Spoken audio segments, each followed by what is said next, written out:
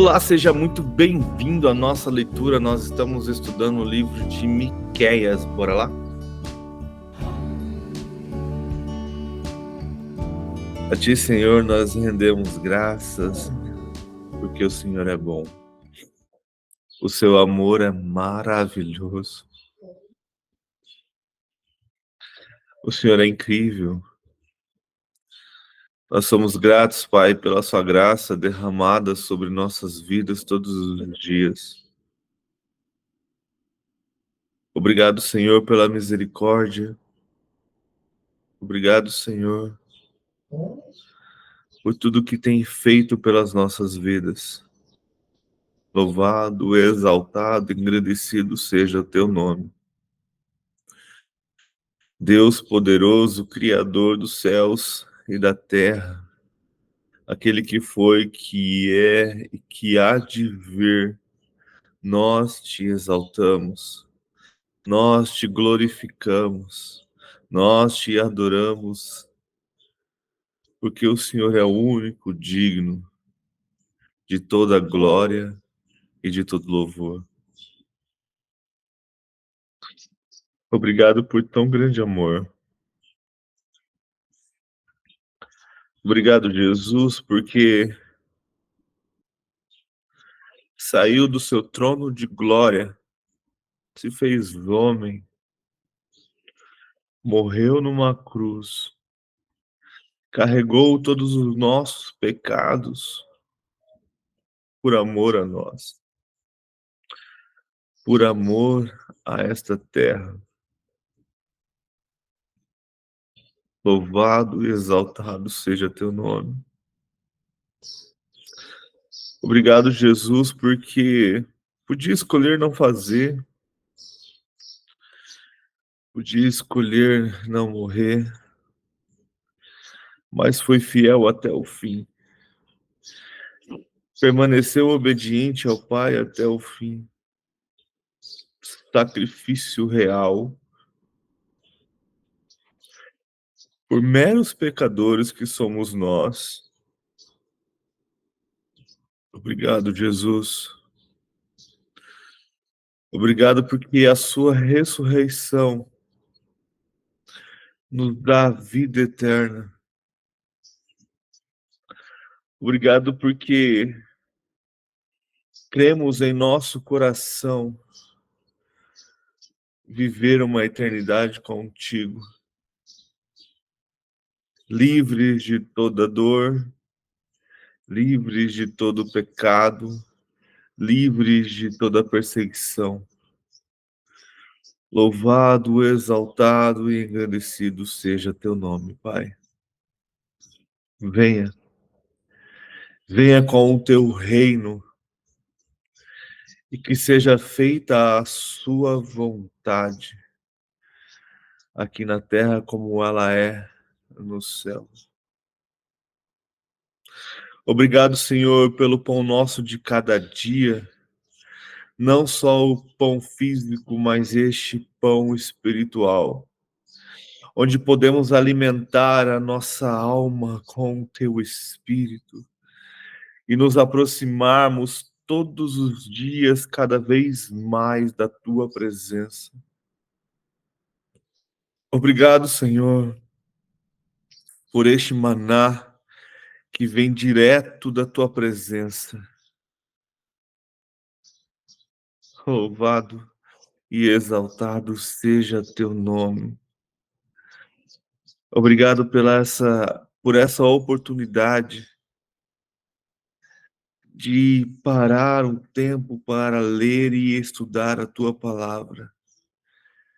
Grande é o Senhor, o único digno de ser louvado, o único digno de ser exaltado. Espírito Santo, te clamo nesta manhã. Vem derramar do seu conhecimento e da sua sabedoria sobre as nossas vidas. Vem derramar sobre nós o teu poder, a tua glória. Vem derramar sobre nós os dons do teu Espírito. Dom de sabedoria, de conhecimento, de profecia. fé, milagre, discernimento de espírito, línguas e interpretações, apostolado, evangelista, profeta, pastor, mestre. Derrama dos seus dons sobre teus filhos, conforme a sua vontade e o teu querer, para que o seu nome seja glorificado, para que o seu reino seja exaltado hoje e sempre. Eis-me aqui, Senhor. Faça conforme o teu querer e conforme a tua vontade, para a honra e para a glória do teu santo nome. Nos colocamos à sua disposição. Estamos aqui com o coração aberto, prontos para aprender da tua palavra, para entender sobre a tua vontade. Te clamo, Senhor, nesta manhã pela nossa nação. Perdoa, Senhor, os pecados deste povo que vive na iniquidade, povo que vive na idolatria, um povo, Senhor, totalmente entregue à insanidade, entregue ao mal, pessoas sem maturidades, pessoas que tiram a própria vida por algo que não vale a pena, pessoas que entregam seus entes queridos por algo que não vale a pena, pessoas que destroem lares, destroem famílias, pessoas que não buscam a maturidade, pessoas que vivem na iniquidade. Tem misericórdia da sua nação, Pai. Tem misericórdia deste povo. Desperta a tua igreja para que ela volte a fazer diferença nessa nação. Parece que a tua igreja vive dentro de uma bolha. Parece que se trancaram dentro de uma religiosidade, que está satisfeito com o que está acontecendo ali dentro e que se exploda o mundo lá fora. Pai, tem misericórdia de nós. Desperta a sua igreja para que ela volte a fazer diferença nesta nação. E não só nessa nação, mas em todo o mundo. Desperta, Senhor, a tua igreja. Que o seu amor volte a ser pregado. Que a sua justiça alcance seus filhos maduros. Que essa sede, essa vontade de conhecer ao Senhor seja despertada sobre os teus filhos. Chega de pessoas que ficam entrando nas suas águas, na tua presença, só até o tornozelo. Precisamos de pessoas com coragem de mergulhar na tua presença, que não estão preocupadas se vão passar o resto do dia com sono, mas que estejam despertadas, Pai, com sede de se preocupar com o horário, com sede de não se preocupar com as pessoas, mas desejosas da tua presença, desejosas de se encher da tua glória e da tua palavra. Ah, Senhor, tem misericórdia, Pai. Os sinais mostram que estamos tão perto do fim e as pessoas continuam dormindo. Ai, tem misericórdia, Pai, da sua igreja, tem misericórdia de nós, Pai. Começa com os seus líderes, começa despertando os seus líderes, começa incomodando realmente os seus líderes para uma busca verdadeira, para um jejum, para uma transformação, para momentos maiores de orações, para palavras vindas verdadeiras da tua palavra, que não seja apenas revelações tiradas das suas mentes, mas que o evangelho do reino volte a ser pregado para a honra e glória do teu santo nome, para que a tua igreja realmente faça a diferença nesses últimos dias, para que o derramar do teu espírito prometido em Joel seja um derramar verdadeiro sobre toda a sua igreja, para a honra e glória do teu santo nome, Pai. Traga paz para Jerusalém, traga paz, Senhor, para o Oriente Médio, traga uma transformação sobre aquelas nações, façam com que reconheçam Yeshua como Messias, que haja conversões em massa, que haja uma plenitude dos judeus, que haja uma plenitude também dos gentios que estão naquele lugar, que o seu nome seja proclamado, que o Senhor seja exaltado hoje e sempre, para a honra e para a glória do teu santo nome, para o louvor do teu santo nome, Pai. Vem, Espírito Santo, vem nesta manhã e ministra aos nossos corações. Quero te pedir pelas nossas vidas. O Senhor conhece os nossos corações. O Senhor conhece as nossas lutas, as nossas dores, as nossas dificuldades, assim como o Senhor também conhece os nossos sonhos, os nossos desejos, as nossas ansiedades e aflições. Espírito Santo opera sobre as nossas vidas, derramando as suas bênçãos sobre nós, para que os nossos sonhos comecem a ser os teus sonhos, para que as nossas curas e enfermidades sejam para glorificar o seu nome, para que as nossas transformações sejam para a glória do teu santo nome, para louvor do teu nome. Perdoa os nossos pecados e nos ensina a perdoar aqueles que têm nos ofendido e nos perseguido. Livra-nos, Senhor, de todo mal, de toda seta que vem do inimigo. Fortalece, Senhor, o nosso ser. Fortalece o nosso lar, a nossa família. Fortalece as nossas casas, para que estejamos preparados, despertos, sóbrios e atentos a todos os sinais que o Senhor tem colocado sobre nós. E que tudo isso, Senhor, seja para a honra e para a glória do teu santo nome. Proteja os nossos pequenos. Proteja as crianças, Senhor.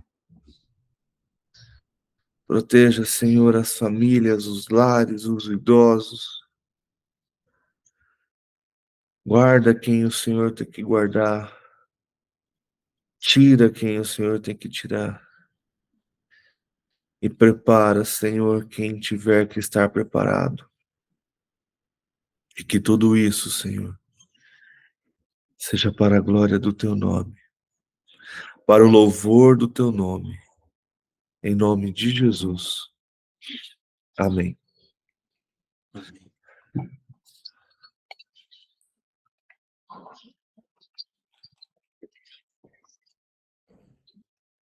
Vamos lá, então. A gente está lendo o livro de Miqueias, então a gente vai finalizar hoje, capítulo 7. E a gente tem visto o quanto Deus é maravilhoso, o quanto ele tem cuidado dos seus,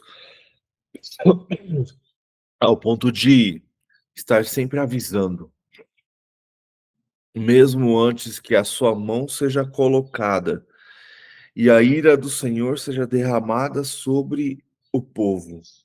Ele está sempre avisando: se arrependam, voltem, que eu estou pensando em fazer isso. Mas vocês ainda têm uma possibilidade de se arrepender, porque os remanescentes, esses continuarão sendo guardados pelo Senhor. Mas aqueles que continuam na idolatria, na prostituição, na maldade, fazendo aquilo que não agrada ao Senhor, na desobediência, esses pagarão um alto preço. E o profeta tem avisado, e essa é a função dos profetas, né? Sempre avisar a igreja, avisar o seu povo, avisar a comunidade de que é necessário um arrependimento, é necessário voltar ao caminho, que o fim está próximo, a jornada está próxima do fim, e a mão do Senhor será pesada sobre todos, como foi para o povo de Israel no Antigo Testamento, como foi para este povo, sendo entregue tanto para os sírios quanto para os babilônicos. Mas mesmo o Senhor entregando Israel e Judá, ainda tiveram os remanescentes, que voltaram, construíram um templo e voltaram a adorar ao Senhor. E mesmo hoje, com essa apostasia que estamos vendo, com essa transformação da palavra ou distorção da palavra, o Senhor está avisando: voltem, porque a minha mão pesará sobre todos aqueles que são desobedientes, todos aqueles que vivem na iniquidade, todos aqueles que vivem para fazer o mal ao próximo. A mão do Senhor vai pesar. Então precisamos nos arrepender, voltar, clamar e buscar ao Senhor. Capítulo 7. A desgraça de Israel. Versículo 1. Que desgraça a minha! Sou como quem colhe frutos de verão na respinga da vinha. Não há nenhum cacho de uva para provar, nenhum figo novo que eu tanto desejo. Os piedosos desaparecerão do país. Não há um justo sequer. Não há um justo sequer. Todos estão à espreita para derramar sangue. Cada um caça seu irmão como uma armadilha, com as mãos prontas para fazer o mal. O governante exige presentes, o juiz aceita suborno. Os poderosos impõem o que querem. Todos tramam em conjunto. O melhor deles é como espinheiro, e o mais correto é pior que uma cerca de espinhos. Chegou o dia anunciado pelas suas sentinelas, o dia do castigo de Deus. Agora reinará a confusão entre eles. Não confie nos vizinhos, não acreditem nos amigos, nem acreditem nos amigos, até com aquele que o abraça, tenha cada um cuidado com o que diz. Pois o filho despreza o pai, a filha se rebela contra a mãe, a nora contra a sogra. O inimigo dos homens são os seus próprios familiares. Mas quanto a mim, ficarei atento ao Senhor, esperando em Deus, o meu Salvador, pois o meu Deus me ouvirá. Olha o clamor do profeta. A dor é tanta e a perturbação é tanta. E é interessante porque isso está em Mateus 24, Jesus. Então, tipo, o que ele está pronunciando aqui, Jesus está avisando que no fim dos dias será a mesma coisa. O Senhor fala: cuidado, cuidado com os seus vizinhos. Não acreditem naqueles que se dizem seus amigos. Até aquele que o abraça, tenha cuidado com o que diz. Pois o filho despreza o pai, e a filha se rebela contra a mãe, a nora contra a sogra. Os inimigos do homem são seus próprios familiares. E por que isso acontece? Porque a maldade está no coração. Porque não há um justo sequer. Então estamos caminhando para tempos onde a única pessoa que deveremos confiar é o próprio Senhor. Onde até aqueles que estão dentro da nossa casa poderão nos trair. Onde os nossos familiares, em quem amamos e guardamos, nos entregarão. Então precisamos estar firmes no Senhor. Como o profeta disse: quanto a mim, ficarei atento ao Senhor, esperando em Deus, o meu Salvador, pois o meu Deus me ouvirá. Quando em Apocalipse 3 fala que o Senhor guardará a sua igreja, há algumas interpretações de que este guardar é o arrebatamento, mas o guardar não tem esse sentido de arrancar, porque arrebatamento é arrancar, não guardar. A palavra guardar tem o sentido de te livrar, te guardar, como a galinha guarda os pintinhos debaixo das suas asas. É proteger você de todo mal, de toda iniquidade, naquele lugar, e não te arrancando de lá.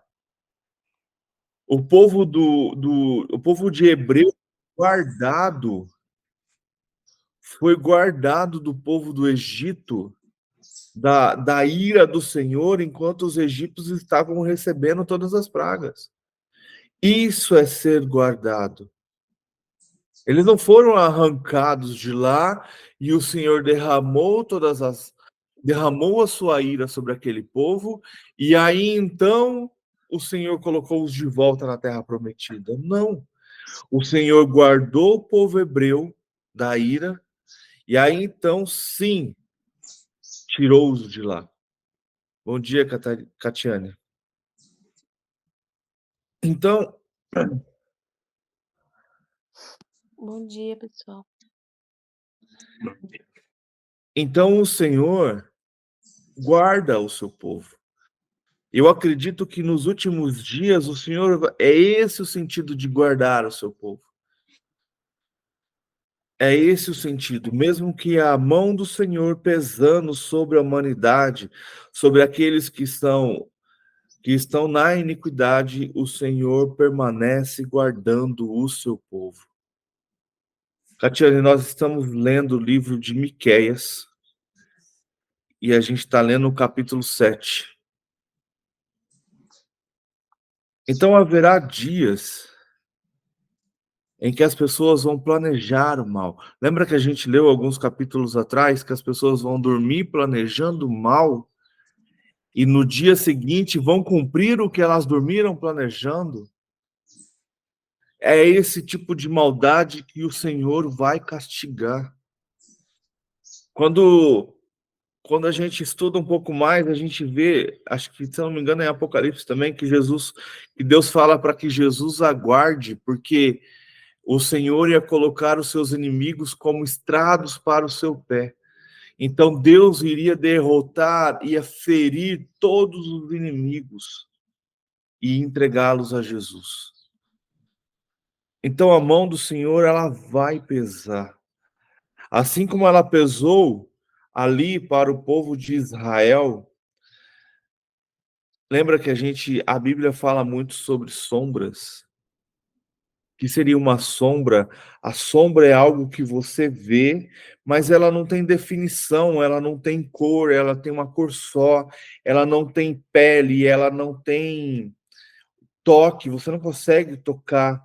A sombra é algo que vem antes ali do que é real. Então, a Bíblia ela refere sobre muitas sombras. Então, assim como aquela estaca que Moisés colocou no meio do arraial com uma serpente amarrada nela ali, para que o povo olhasse para ela e se arrependesse e fossem curados das picadas da serpente, aquilo é uma sombra de Jesus na cruz, aonde olhamos para ele e nos arrependemos de nossos pecados e somos salvos. Assim como a arca de Noé resgatou aquela família e os animais da destruição que houve na terra, ela é uma sombra de Jesus e da igreja que vai restaurar a sua família. Assim como as pragas derramadas sobre o Egito e o povo hebreu sendo guardado de toda a ira do Senhor, é uma sombra dos últimos dias, de quando a ira do Senhor será derramada sobre toda a terra e o seu povo será guardado. Assim como a mão do Senhor pesando sobre Israel. Olha só, a mão do Senhor pesa sobre o seu próprio povo.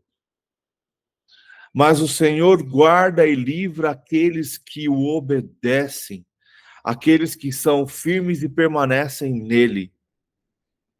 É uma sombra do que virá no final. Então, muitas vezes a gente está fiel e crente de que o Senhor nos livrará, mas Ele também nos livra no meio da tribulação.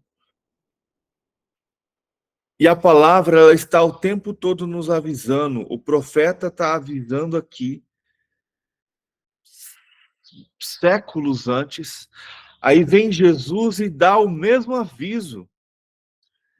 Vem Jesus lá em Mateus 24 e fala a mesma coisa. Na verdade, ó, Mateus 10, do 35 ao 36.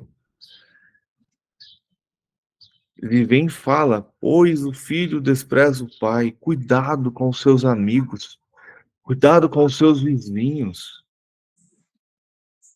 Chegou o dia anunciado pela sua sentinela, o dia do castigo de Deus. E quando esse dia chegar, aonde todos serão, aonde você já, a única confiança que teremos é no Senhor, e por isso precisamos ter o que? Discernimento de espíritos, para saber se com quem estamos falando devemos confiar ou não. Aonde então seus vizinhos, amigos, filhos, familiares irão te trair, irão te entregar. Então a única confiança que devemos ter é no Senhor, que nos salvará, nos guardará e nos livrará. E que se for necessário entregar a nossa vida e a nossa vida ser levada por Cristo, que assim seja. Mas ali, como está em Mateus 10, Jesus conclui falando, mas aquele que permanecer em mim até o fim, esse será salvo. Aquele que não me negar até o fim, esse será salvo. Aquele que, se for preciso, morrer por mim, esse será salvo. Versículo 8. Israel se levantará. E aí vem o profeta e começa, não se alegrem, a minha inimiga, com a minha desgraça. Embora eu tenha caído, me levantarei, eu me levantarei. Embora eu esteja morando nas trevas, o Senhor será a minha luz. Pois por eu ter pecado contra o Senhor, suportarei a sua ira, até que ele apresente a minha defesa e estabeleça o meu direito. Ele me fará sair para a luz. Contemplarei a sua justiça. Então, a minha inimiga o verá e ficará coberta de vergonha. Ela que me disse, Onde está o Senhor, o seu Deus? Meus olhos verão a sua queda, ou será pisada como o barro das ruas. Aqui Miqueias, acredito que quando ele está referindo-se isso, a minha inimiga, vou até ver se a referência é essa mesmo, ele está falando, provavelmente de Nínive, da cidade que virá contra Israel. E esse povo, eles sabem que o povo de Israel é um povo temente a um Deus único, mas aqui Miqueias sabe que a cidade será entregue por quê? Por causa dos pecados. Mas ele sabe que um dia, o Senhor os levantará. O Senhor vai restaurar Israel. O Senhor vai colocá-los de novo em seu lugar. E aí então pisará sobre este povo. E olha que interessante, então eles vão zombar dos filhos de Deus. Onde está o Senhor, seu Deus? Pensa que trazendo para os últimos dias, em Apocalipse fala que quando a besta se levantar, quando o falso profeta se posicionar e ele profanar o templo, lhe será dado todo o poder pelo próprio Deus de perseguir aos santos e de os matá-lo. E essa zombaria acontecerá. Nega ao seu Deus. Aceite a marca. Você vai morrer. Aonde está o Senhor, seu Deus, agora que não está te livrando da morte? Entregue seus entes queridos. Negue a Cristo que você vai ter vida. Vou te dar riquezas, vou te dar alimento. Vamos ser testados e julgados. Vamos ser peneirados. Paulo fala lá em Atos, não tem como entrar no reino de Deus sem passar pela tribulação. A tribulação do dia a dia é comum e normal e devemos estar firmados em Cristo Jesus e vencê-las. Mas a tribulação maior que virá, a gente não tem noção. São como dores de partos e elas ainda estão apenas no começo. Elas vão se intensificar. Mas o que a gente precisa ter no nosso coração é de que vai valer a pena no final.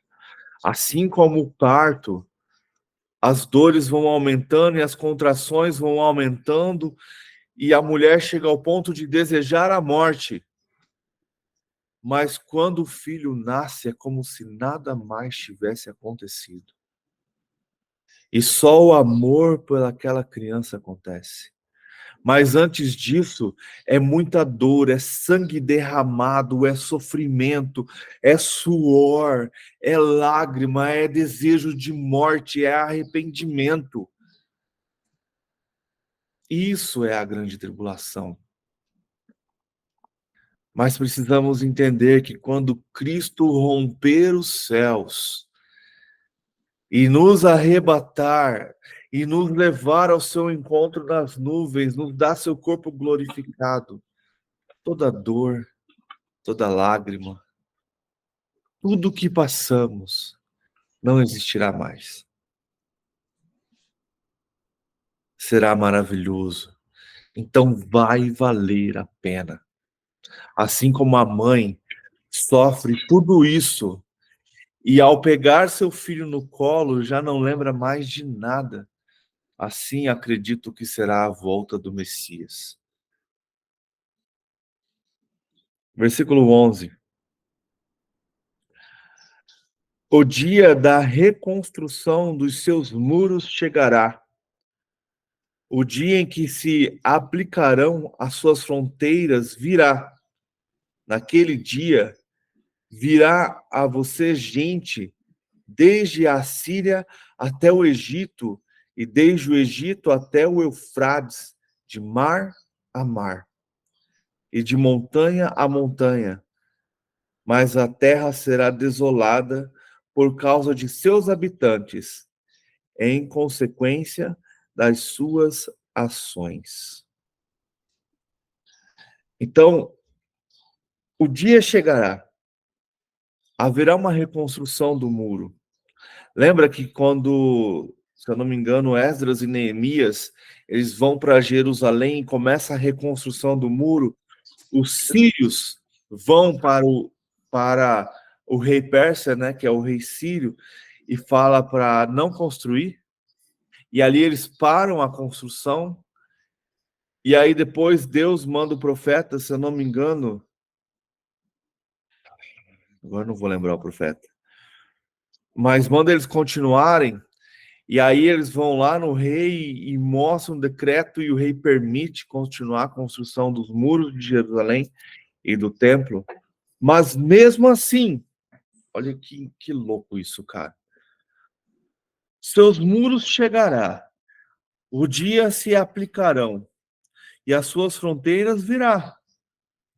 Mas naquele dia virá a você gente da Síria, do Egito, e desde do Egito até o Eufrate, de mar a mar, de montanha a montanha, mas a terra será desolada. Mas como assim? Ele acabou de falar que o muro será reconstruído, que provavelmente as pessoas voltarão, as fronteiras voltarão a viver, mas por que a terra será desolada? Passagem de tempo. Vocês voltarão para sua terra, mas de novo haverá uma destruição. Se a gente pegar o contexto e trazer de novo para frente, lembre-se, o anticristo profanará o templo ao ponto de todo judeu ter que fugir de Jerusalém.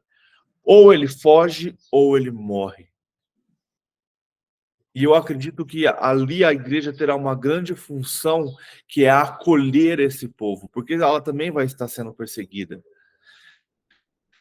E aí é o que a gente vê em Mateus 25, né? Quando você fez aos meus pequeninos, fez a mim.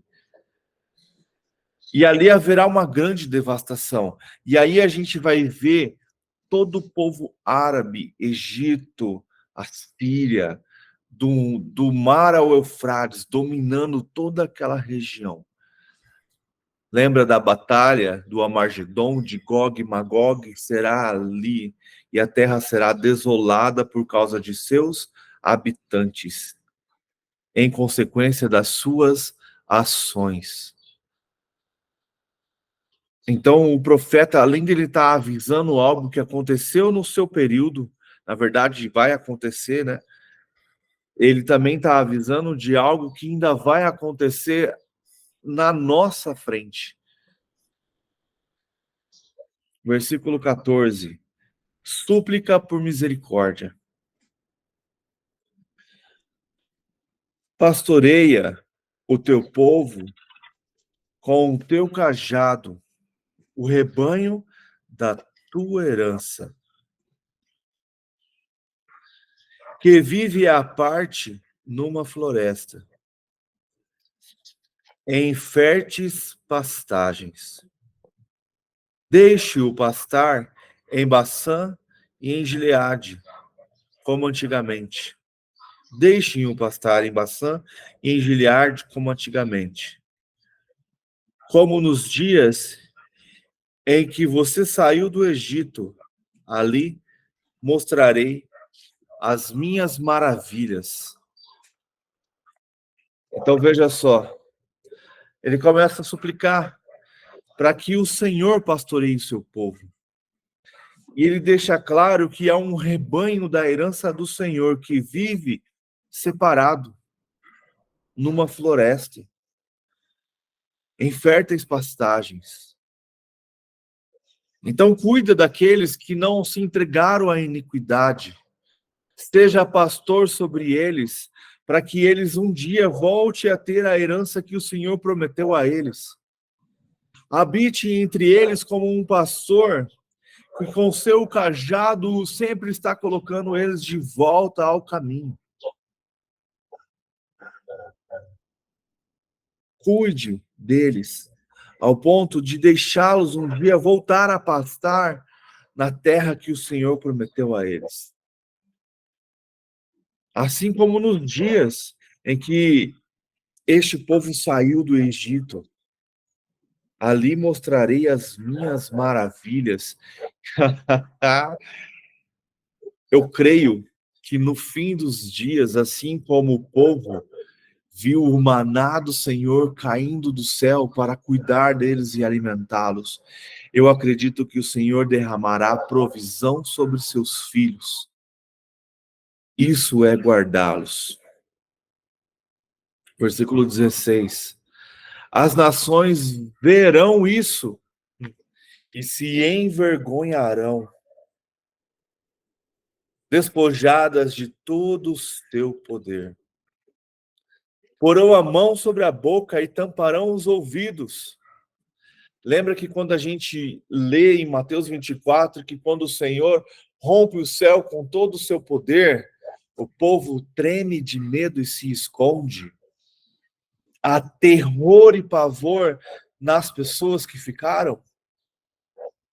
Eles se envergonharão e vão ver que não tem mais poder algum. Porão a mão sobre a boca e tamparão seus ouvidos. Isso é medo.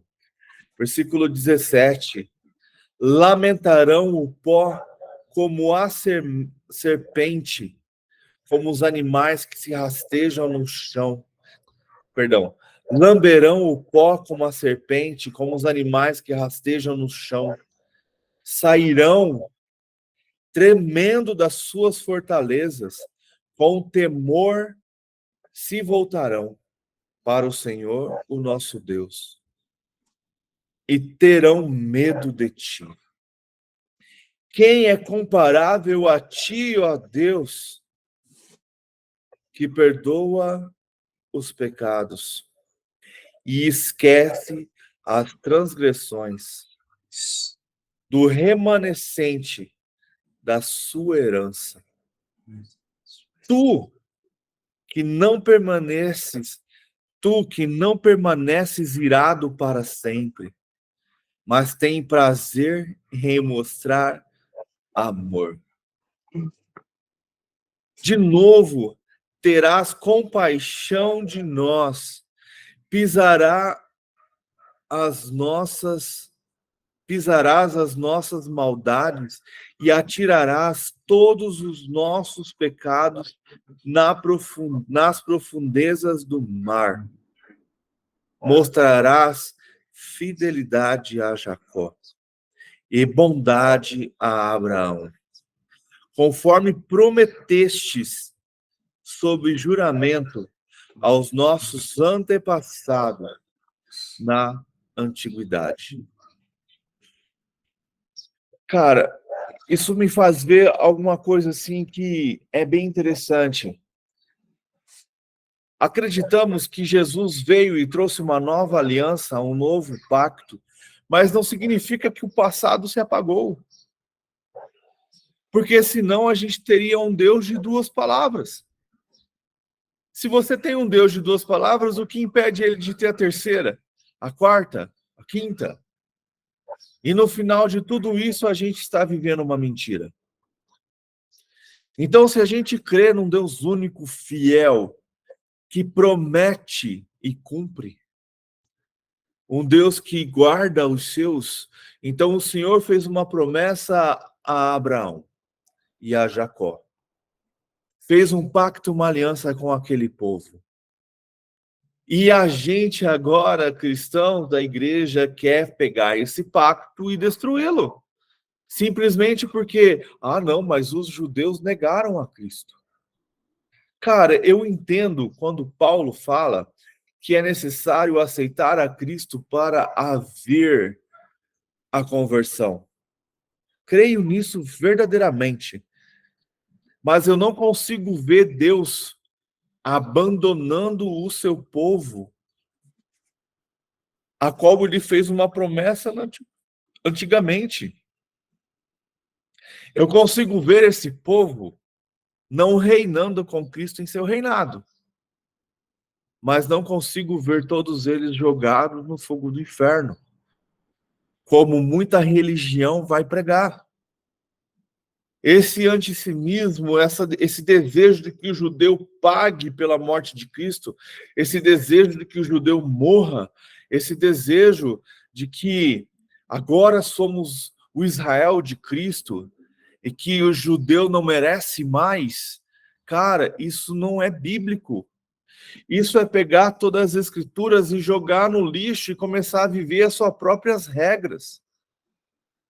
O profeta acabou de falar que o Senhor não vai esquecer do juramento que fez. Que o Senhor é um Deus de amor que mostra misericórdia aos remanescentes da sua herança. Precisamos lembrar sempre que nem todo israelense é israelita, mas que todo israelita está sobre uma promessa vinda do Senhor. Aí você vai ouvir assim, mas o Deus que o israelita adora não é o mesmo Deus que a gente adora. Como assim? Se a nossa cultura é judaica cristã, se a história que a gente está lendo aqui é de um povo judeu, se Jesus Cristo era judeu, se Maria era judia, se o apóstolo Paulo era judeu, Pedro era judeu, João era judeu, cara, que cabeça que a gente tem. A gente vive hoje uma igreja totalmente voltada à cultura romana daquela época. Vocês já pararam para pensar que o judeu, quando eles ensinavam, eles iam para a sinagoga e todo mundo tinha voz? Já prestaram atenção nisso? Que havia um rabino, mas todo mundo podia perguntar, todo mundo podia questionar e todo mundo podia um dia levar a palavra. Mas hoje a gente vive uma igreja tão romana, aonde só um fala e o resto tudo escuta. Aonde o corpo não tem mais voz. Aonde a liderança, quando ela é questionada, ela é capaz de repreender aquela pessoa e excluí-la da sua ordem. Isso é romano. Se você pegar ali a história do romano, como que eram as escolas? Era um falando e os outros tudo ouvindo. Como que é a escola do judeu? É uma comunidade onde vários falam e vários escutam e não tem, e você pode questionar e duvidar. Precisamos voltar, não é você se tornar judeu, mas sim voltar ao que Cristo fazia. Cristo ensinava, mas quando era questionado, ele continuava ensinando. E ele questionava os seus discípulos, pedia para que seus discípulos falassem também. Até quando seremos apenas ouvintes da palavra? Até quando pegaremos uma palavra como essa e vamos falar assim, não, mas isso aqui foi para aquele tempo. Não, isso aqui é história, isso aqui já passou. Não, o derramar do Espírito de Joel aconteceu em Atos 2, não vai acontecer de novo. Apocalipse, não, totalmente simbólico. Não vai acontecer. Jesus vai voltar para todo mundo. Quando você morrer, ele volta para você e você vai para o céu ou para o inferno. Aonde isso está escrito na Bíblia? Aonde isso foi colocado pelos homens e a gente aceitou de cabeça baixa? Por quê? Por falta de conhecimento. Aonde a gente não entende que todas as profecias que a gente vê no Antigo Testamento, elas se cumpriram realmente naquela época, mas elas também vão se cumprir no futuro. E aí a gente fica assim, não, Éder, onde você está vendo isso? A gente já está vendo os vizinhos entregando as pessoas. Ah, Éder, eu não vejo isso aqui. Vai para a Europa. Vai lá para a Inglaterra. Vai para a Suécia.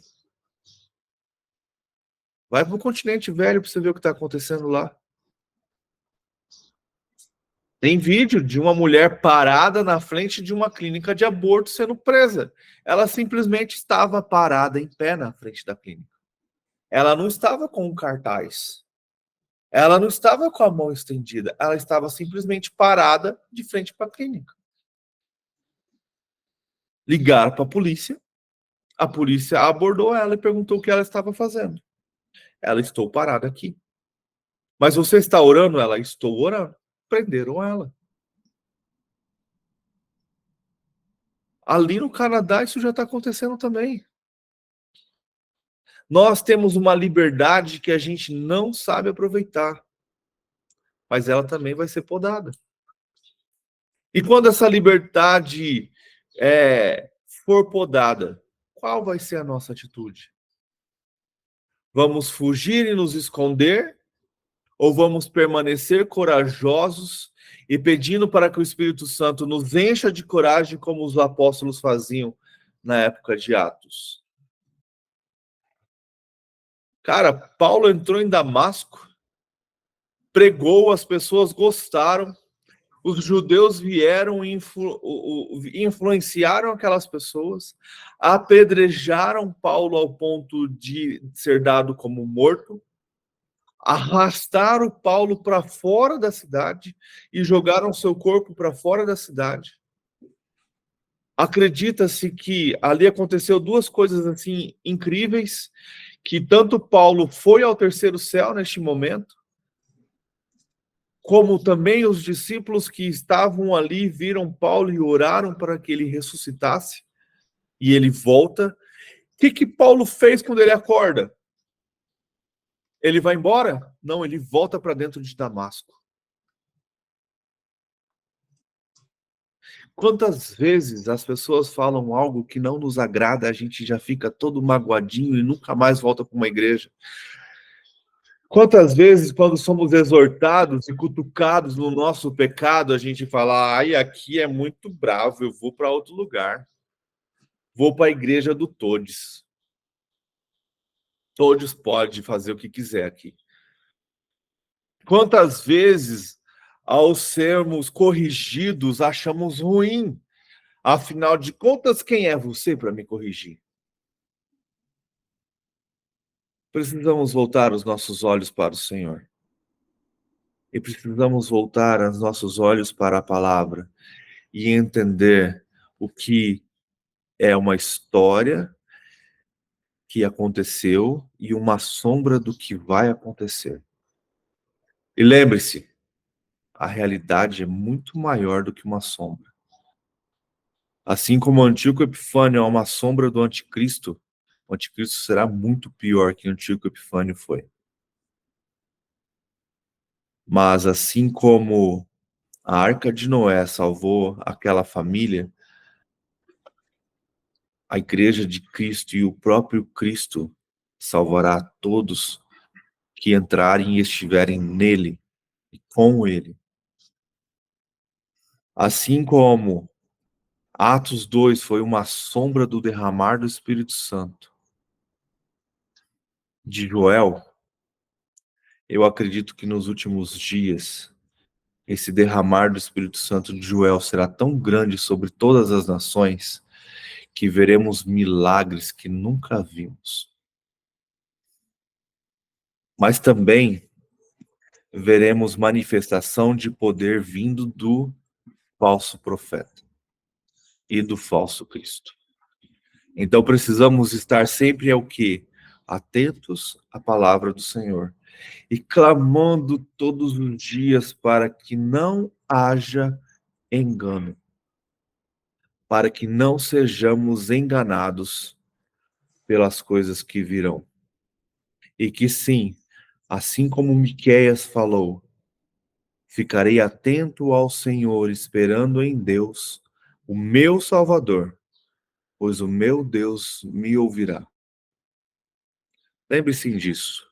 Miqueias, capítulo 7, versículo 7. Deus ouve o nosso clamor. Mas precisamos então ficar o quê? Atento ao Senhor, atento aos sinais, atento às coisas que Ele vai fazer, atentos a tudo que o Senhor está planejando. E no final, depois de todos serem julgados, receberemos então a herança que nos foi prometida em Cristo Jesus. Fechou? Algum comentário, alguma pergunta? Fiquem à vontade.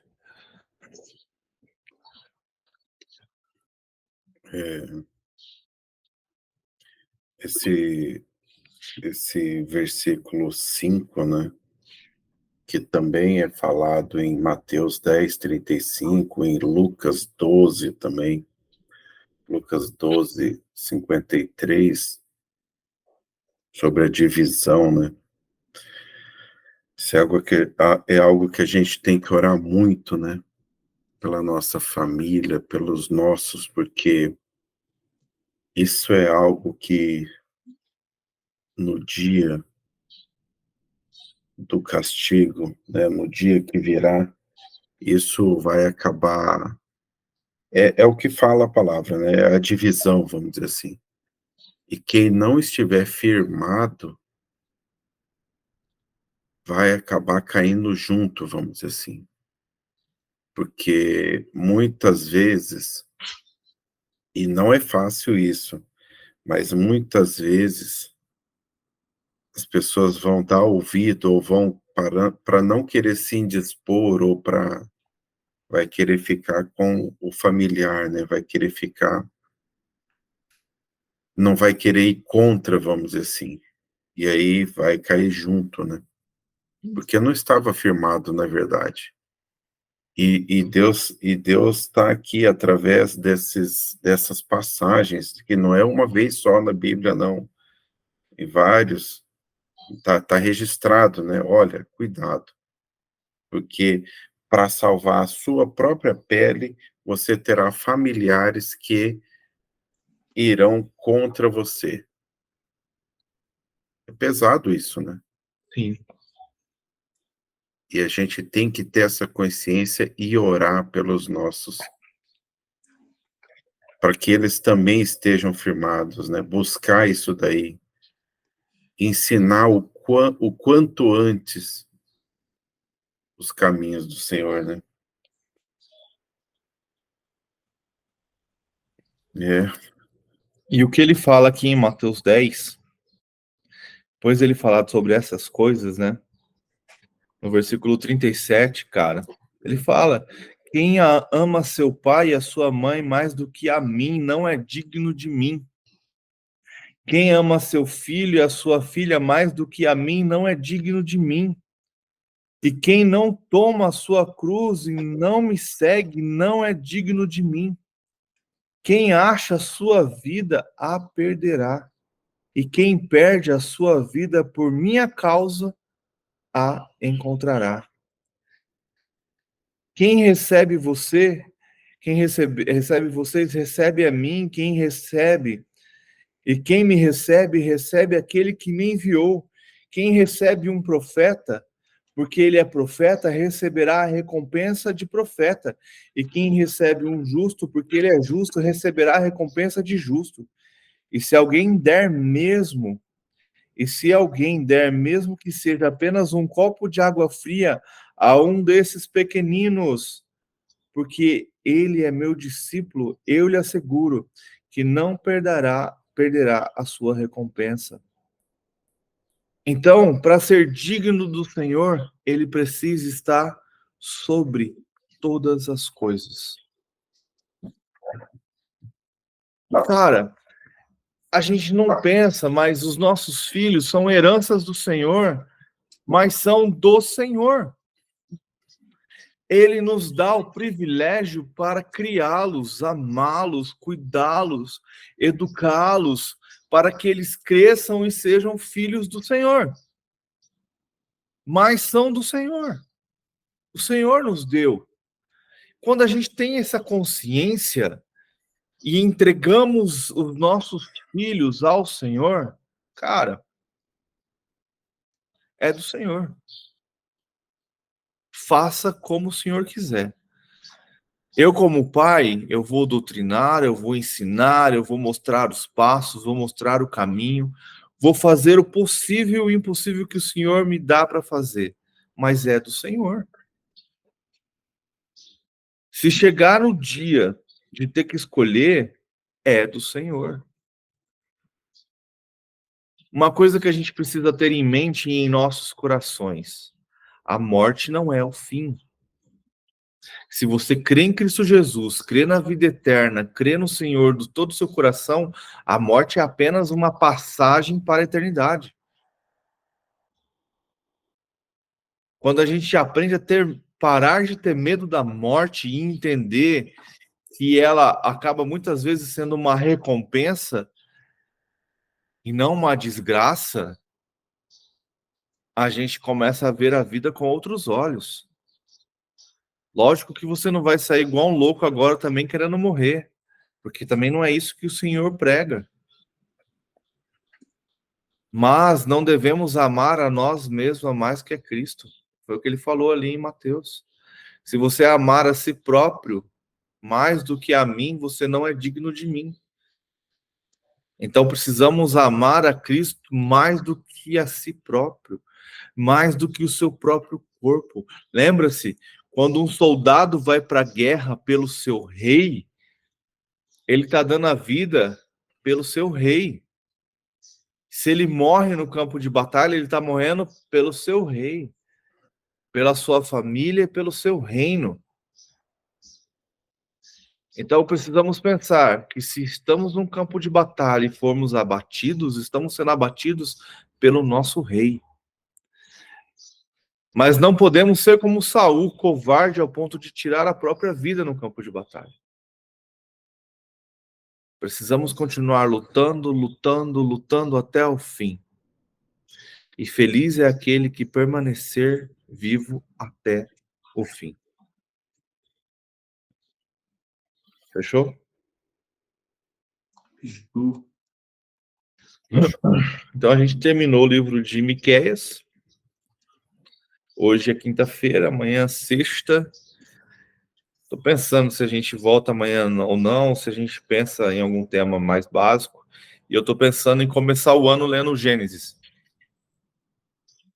A gente nunca, nesse período que a gente teve de leitura, que já vai entrar no terceiro ano que vem, a gente nunca leu Gênesis inteiro.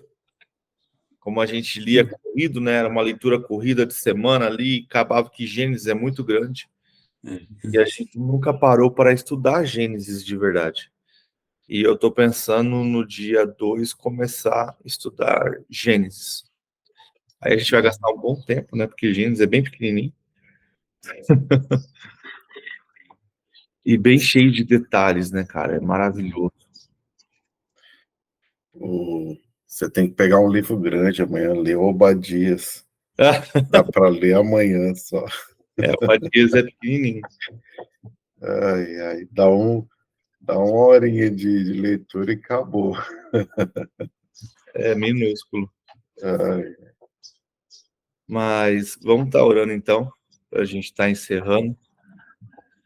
E que Deus esteja nos abençoando, que a gente esteja com os olhos firmados no Senhor, que a gente esteja cada vez mais atentos no que o Senhor pode e no que o Senhor vai fazer, e que em vez de ficarmos murmurando, que a gente possa ser gratos, mesmo em meio à luta, em meio à tribulação, sermos gratos, porque o Senhor, a tribulação nos traz crescimento, enriquecimento, como a gente viu Paulo também falando em Efésios. Então que a gente possa passar por essas coisas e que nos traga aprendizado, nos traga crescimento, e que estejamos acordados e atentos aos sinais. Fechou? Catiane, você pode orar para a gente encerrar? Posso sim. Amém. Senhor Deus, querido Pai, obrigada, Senhor, pelo dia de hoje. Possamos ser um dia abençoado. Obrigada, Senhor, pela leitura de hoje. Te peço, Senhor, sabedoria, alegria, paz para todos. Possamos, Senhor, estar presente nessa leitura todos os dias. Nos desperta, Pai. Obrigada, Senhor, por ter feito por nós, por estar conosco. Obrigada, Pai querido. Te agradecemos em nome de Jesus. E assim a gente finaliza o livro de Miqueias e o quanto a gente tem aprendido sobre o Senhor. Que Deus possa te abençoar e que você tenha cada vez mais sede da palavra de Deus.